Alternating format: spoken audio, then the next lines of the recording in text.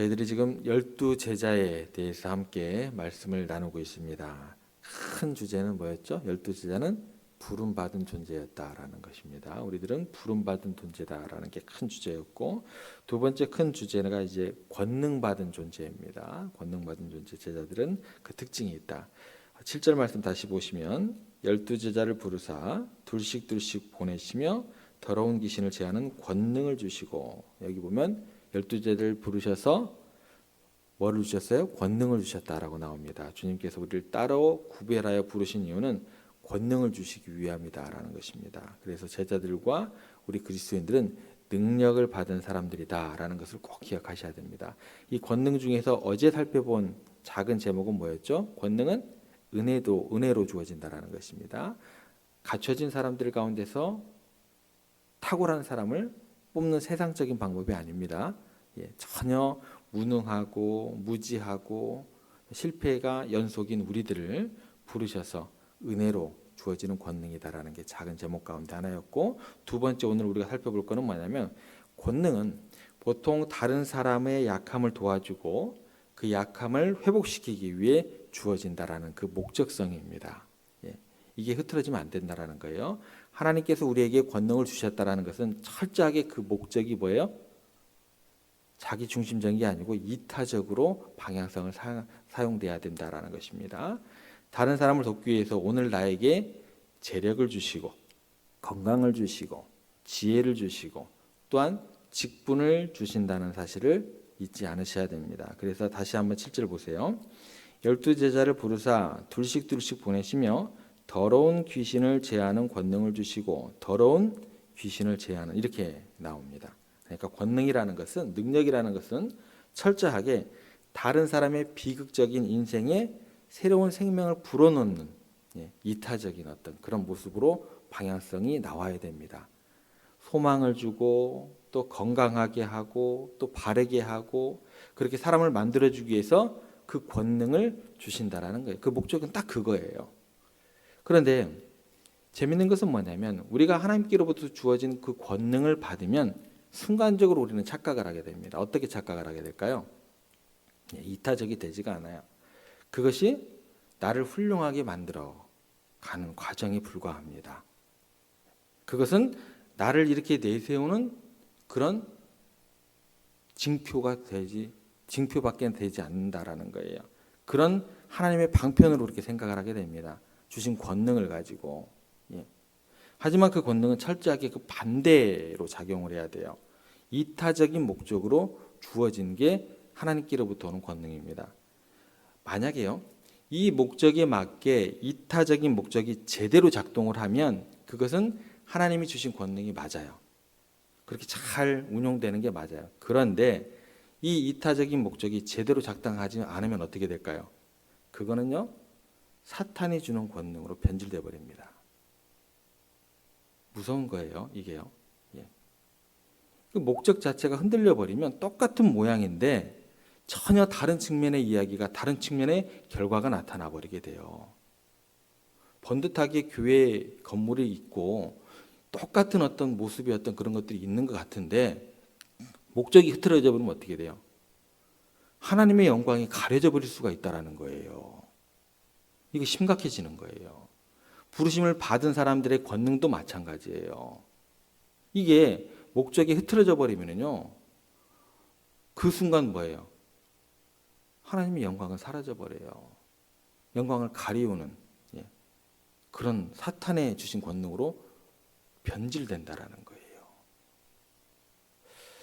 예를 들어서 세계적인 마술사들 한번 생각해 보세요. 정말 기가 막힌 일들을 벌입니다. 눈앞에서 막 커다란 건물들, 막 에펠탑 같은 것이 갑자기 사라지게 했다가 다시 나타나게 됐다가 엄청난 능력 아닙니까? 그런데 에펠탑이 사라졌다가 나타나는 게 우리에게 무슨 유익이 있을까요? 그래서 어쨌다는 걸까요? 자기 자랑밖에 안 돼요. 모든 사람들의 시선을 누구에게 쏠리게 만드는 거예요? 마술사 본인. 그 사람이 내 앞에서 에펠탑을 없애든 우리 교회 건물을 없애버리든 제게 무슨 유익이 있냐는 거예요. 여러분들에게 무슨 유익이 있냐는 거예요. 엄청난 권능이잖아요. 이렇게 큰 건물들이 사라지는. 간단해요. 그 권능 저도 할 수 있어요. 제 스스로. 제가 눈 한번 딱 감았다 없어졌어요. 여러분들도 사라졌어요. 뜨면 여러분들이 갑자기 나타났어요. 차라리 그렇게 하지. 뭐하러 그렇게 어렵게 하냐는 거예요. 세상의 권능이라는 게 사람들이 와 놀라게는 하지만 우리에게는 전혀 유익함이 없어요. 쓸모없는 거예요. 버려지는 거예요. 우리가 빛과 소금으로 부름을 받았는데 우리가 버려지는 존재로 그런 능력을 사용하면 되겠어요? 안 된다라는 거예요. 교회가 주님의 핏값으로 샀는데 그런 교회로 버려지면 되겠냐는 거예요. 그럴 수는 없다라는 거예요. 굉장한 것 같은데 알고 보면 우리에게 아무 도움이 안 돼요. 아무짝에도 쓸모없어요. 그냥 밖에 버릴 뿐이다라는 거예요. 소금이 그 맛을 잃으면 뭐예요? 밖에 버릴 뿐이다라는 거예요. 아무짝에도 쓸모없다라는 거예요.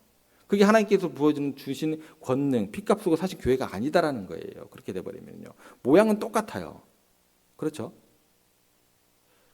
우리에겐 도움이 되게 하려면 에피탑을 사라지게 할 게 아니라 건물 자체를 사라지게 할 게 아니라 몸의 병이 낫게 한다든지 정말 능력이 있으면 세상의 죄악을 없애버린다든지 맞을 뿐 아니라 세상의 권능이라는 건 사람들이 우아하게 하고 감탄하게 하고 따르게는 해요. 이단들이 사람 잘 따르게 하잖아요. 나를 따르라.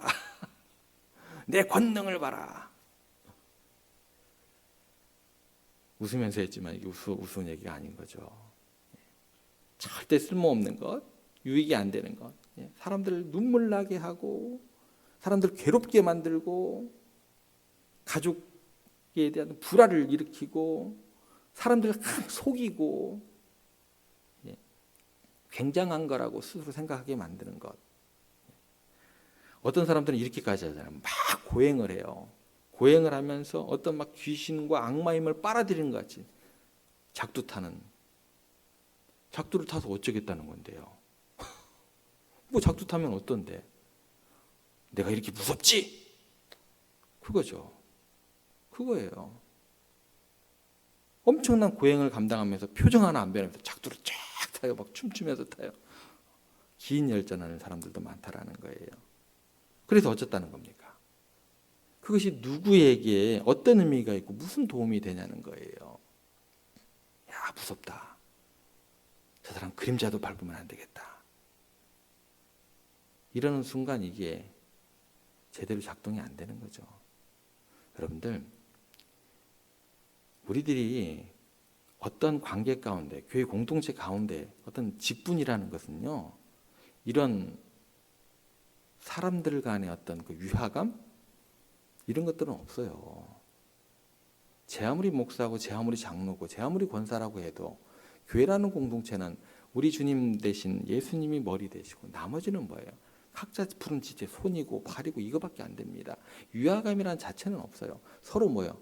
존중함이죠. 예수 그리스도 머리 되심을 통해서 각자의 맡겨진 그 사역에 대한 또 다른 은사에 대한 그런 존중함으로 그 뜻이 하나 되어서 연합하여서 선을 이루어 나가는. 지금 아무짝에도 쓸모없습니다. 아무짝에도 쓸모없어요. 목사면 뭐합니까? 장로면 뭐합니까? 권사면 뭐합니까? 그 부르심에 합하게 우리 주님 머리 되심을 자랑하는 그 정도죠. 이게 사탕의 권능이라는 게요, 순전히 그런 거예요. 초점이 어디에 있냐면 사람의 눈을 현혹시키기 위해서 속이고 두려워하게 만들고 자기 스스로 영광스럽게 만들고 칭찬받게 만드는 모든 권능이 누구에게 집중이 돼요?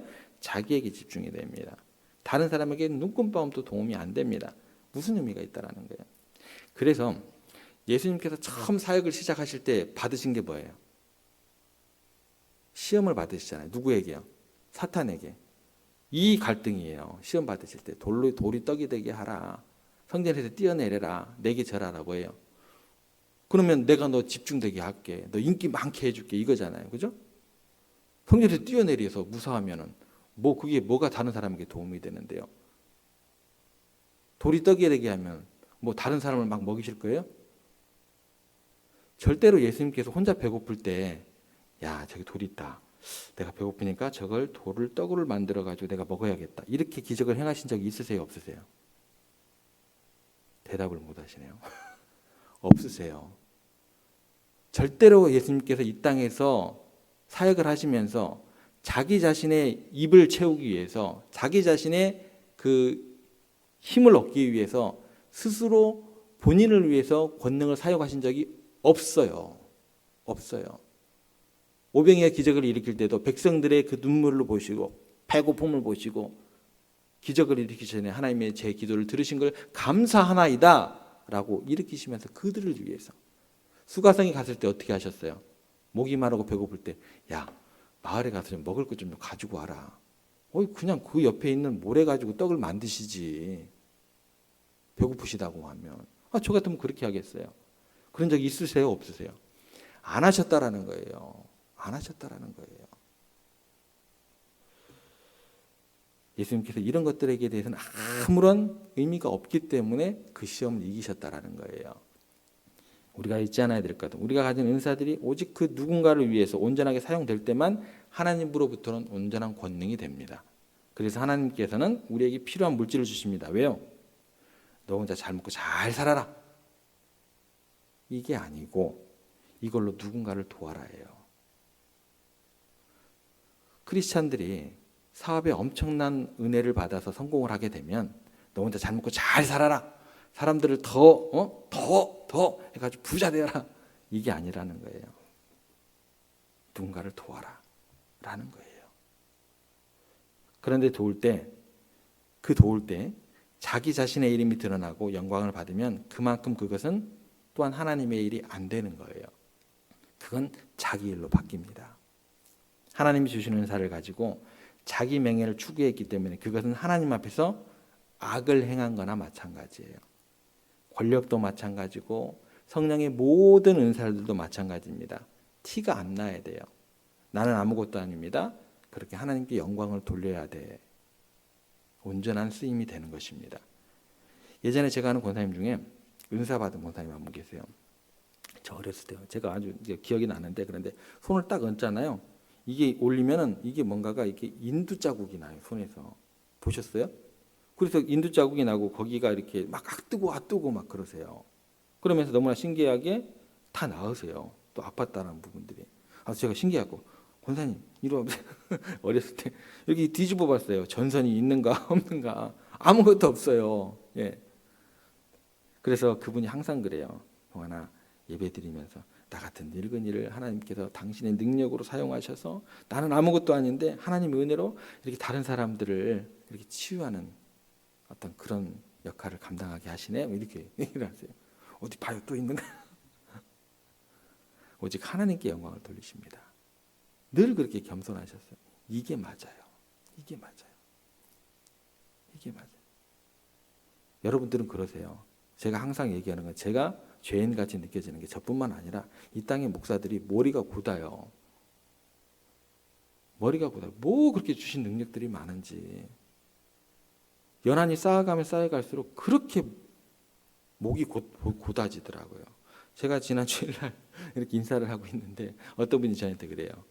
이렇게 좀 목사님 참 이렇게 인사를 잘하십니다. 이렇게 얘기를 하세요. 이 목사가 그렇게 하는 게 당연하죠. 어떤 사람은요, 굉장한 지혜와 지식이 있어서 다른 사람의 문제와 약점들을 정확하게 파악하고 그에 대해 미리 예방할 수 있도록 막아주는 사람들이 있습니다. 고칠 수 있는 능력이 있는 사람들이 있어요.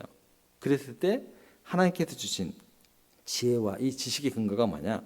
겸손하게 덕을 세우면서 자기 자신을 내세우지 않고 상대편을 높여주면서 지혜롭게 온유하게 이야기하는 거예요. 그런 것들이 바로 다른 사람의 덕을 세우는 온전한 하나님의 은사의 역할이 됩니다. 권세도 그렇고 지혜의 은사도 그렇고 예언도 마찬가지입니다. 이 모든 것들은 자신의 신비감을 드러내는 게 아니고 하나님의 은혜만을 드러내고 다른 성도들을 행복하게 만드는 데 쓰임 받아야 합니다. 마치 내가 어떤 은사가 있는 것이 내가 당신과는 좀 달라. 본질적으로 나는 당신보다 하나님과 더 가까워라고 생각하는 그 순간 그거는 뭐가 돼요? 마귀적이 되는 것입니다. 제가 말씀드렸습니다. 머리는 예수 그리스도 하나고 여러분들과 저는 뭐예요? 지체로 똑같이 부름받은 거예요. 서로에 대한 지체에 대한 사역에 대한 존중함이 있어야 되는 거예요. 이거 자체가 너랑 나랑은 틀려. 내가 너보다 나아. 이건 뭐예요? 그 순간 마귀적이 되는 거예요. 그것은 하나님의 성령의 역사가 아니라 악령의 역사로 전락하는 순간입니다. 그렇기 때문에 우리는 약한 자를 돕고 온전한 자들을 세우기 위해서 덕스럽게 은사를 사용해야 온전한 하나님의 부르심에 합당한 은사가 되고 온전한 하나님의 모습에 보기에 기뻐하는 교회가 될 수 있다는 거예요. 그래서 나오는 단어가 뭐냐면 사랑이라는 단어하고 나옵니다. 사랑이 없는 능력은 사악합니다. 악한 거예요. 사랑이 없는 능력이라는 것은. 반드시 사랑이 있는 능력만이 모든 것을 아름답게 바꿉니다. 그래서 고린도전서 13장이 무슨 장이에요? 예, 사랑장입니다. 사랑장 앞뒤로 어떤 것들이 나오는 줄 아세요? 사랑장 앞뒤로 고린도서 12장하고 고린도서 14장에는 성령의 은사들이 엄청나게 열거가 됩니다. 그 가운데 중심을 무엇이 잡아요? 사랑장이 잡아요. 딱 가운데 끼어서 12장, 14장에 있는 그 은사들을 꽉 중심을 잡아요.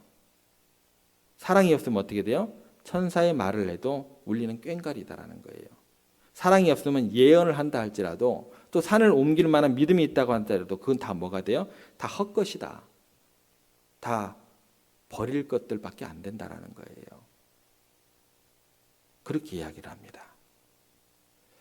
우리는 우리 자신의 은사가 무엇인지 분별하고 하나님께로부터 받은 권능으로 약한 자를 돕고 사람들을 온전하게 세워나가면서 다른 사람을 유익하게 하기 위해 그 모든 은사들을, 그 권능들을 사용해야 됩니다.